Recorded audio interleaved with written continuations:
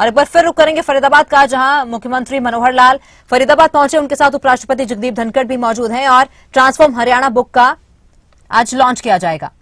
मानस हिंदुस्तान की भूमि से ही जुड़ा हुआ था, उसके हाथों में सत्ता आई तो मैं समझता हूं जिस परिवर्तन की बात अभी पंचनंदा जी कर रहे थे, मनोहर लाल जी की चर्चा करते हुए, हरियाणा में पहली बार शायद ऐसी सरकार बनी है जिसका चित्त भी भारतीय है, शरीर भी भारतीय है। प्रिय मित्रों, देखिए विकास पहले भी होते रहे होंगे, मैं ये नहीं कहता कि विकास अभी हुआ, विकास पहले भी हुआ होगा, लेकिन कई बार होता है कि आदमी को बहुत अच्छा खाने को दो, बहुत अच्छा पहनने को दो, वो कहता भाई साहब खाने को तो अच्छा मिल रहा है लेकिन चित्त बुझा बुझा सा है। यानी शरीर का विकास कई बार होता रहता है, चित्त बुझा बुझा सा है। हिंदुस्तान में पिछले 75 सालों से चित्त बुझा बुझा सा था।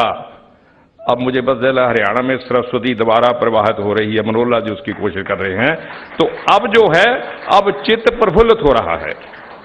देखिए ये विकास का जिसको कहना चाहिए एक विशेष अंतर है, शरीर भी प्रफुल्ल होना चाहिए, चित्त भी प्रफुल्ल होना चाहिए। उसके लिए वो लोग आगे आने चाहिए जिनके लिए सत्ता साध्य नहीं है, केवल साधन है। दीनदयाल उपाध्याय बार बार कहा करते थे कि भाई हम सत्ता पर क्यों जाना चाहते हैं, कि भाई जो सत्ता पर जाना चाहते हैं सैल्यूट पड़ेगा, कहते हम इसलिए सत्ता पर जाना नहीं चाहते। सत्ता हमारे लिए सेवा का माध्यम है। कुछ लोगों के लिए सत्ता ही सब कुछ हो जाती है, लेकिन कुछ लोग सत्ता को साधन मानते हैं। मुझे लगता है मनोहर लाल जी के नेतृत्व में जो सरकार चली है वो सत्ता को सेवा मान रही है, साधन नहीं मान रही। वैसे शास्त्रों में लिखा गया है कि किसी के मुंह पर प्रशंसा नहीं करनी चाहिए, लेकिन जो मैं कह रहा हूं वो प्रशंसा नहीं, सत्य है। और ऐसा कहा जाता है सत्य मुंह पर ही बोलना चाहिए।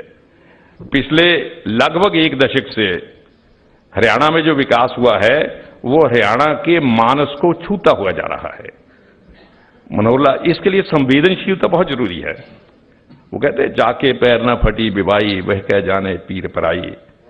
जो उन रास्तों से चल कर आया होता है वो आदमी की स्थिति को समझता है, हरियाणा की स्थिति को समझता है।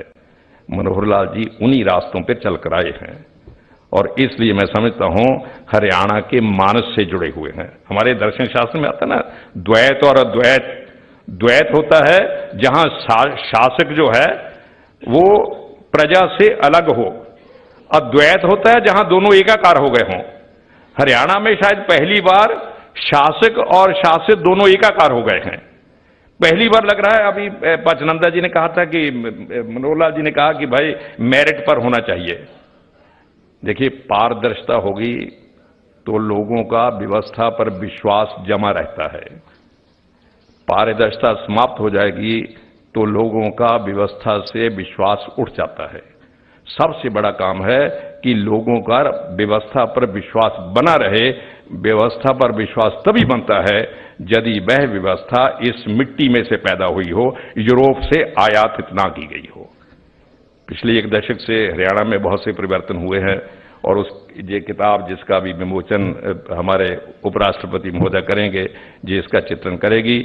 मुझे इसके संपादन का उत्तरदायित्व मिला है, बहुत लोगों ने इसमें मदद की है, बहुत का नाम पंचनंदा जी ने बता ही दिया है।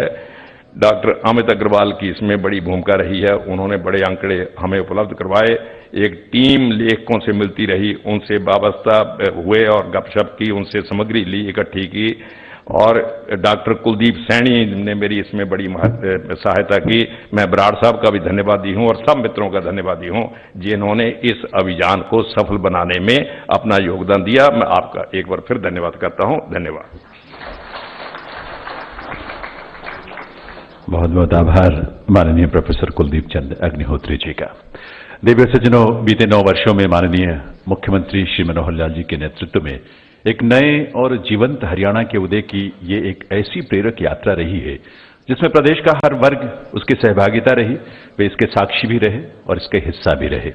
हरियाणा कैडर के पूर्व IAS अधिकारी श्री राजेश खुल्लर हरियाणा में अनेक महत्वपूर्ण पदों पर उन्होंने अपनी सेवाएं दी। विश्व बैंक के एग्जीक्यूटिव डायरेक्टर भी आप रहे, जहां बोर्ड में आपने भारत, बांग्लादेश, श्रीलंका, नेपाल और भूटान का प्रतिनिधित्व किया। वर्तमान में आप माननीय मुख्यमंत्री जी के मुख्य प्रधान सचिव हैं। मैं निवेदन करूंगा श्री राजेश खुल्लर जी से कि वे इस पुस्तक और 9 वर्षों की बहुत ही सारगर्भित यात्रा को लेकर अपने विचार, अपने अनुभव हम सबके साथ साझा करें। श्री राजेश खुल्लर।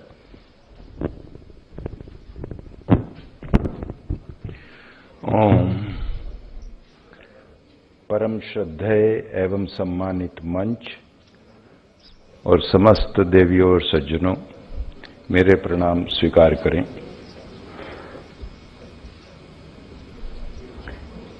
किसी भी विषय को ठीक से समझने के लिए, उसे आलोकित करने के लिए हमारी भारतीय परंपरा में एक चिर नूतन विधि है, सहवीर्यम करवावहि।